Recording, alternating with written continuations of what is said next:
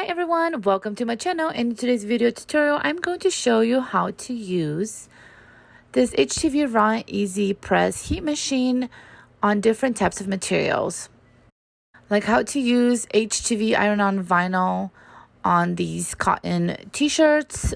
Also how to layer and press iron-on vinyl onto acrylic types of material, like this little acrylic round that I did. And how to heat press sublimation onto wood and this acrylic type of plastic as well. All the products that I used in this video are linked in the description below, and all of my HTV iron-on vinyl I get from HTVRONT because they have the best prices and they have a lot of different colors and such.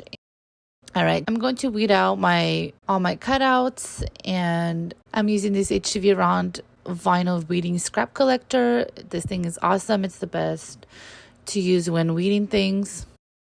And I'm using this chameleon heat transfer vinyl, also known as iron-on vinyl, and it's really cool because it depends from what angle you look at it like changes colors. This is my first time trying it. It's super easy to iron it on and it works really well. It's a cold peel, so that means you have to, after heat pressing it, you do have to let it cool down before you peel it off.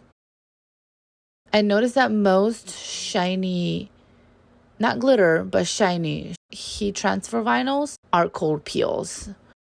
So I'm going to heat press HTV onto 100% cotton onesie.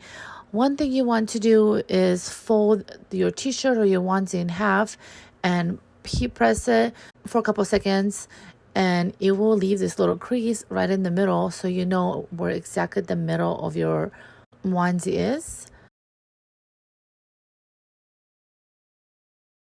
And I'm using temperature 340, and I'm doing it for 30 seconds each layer.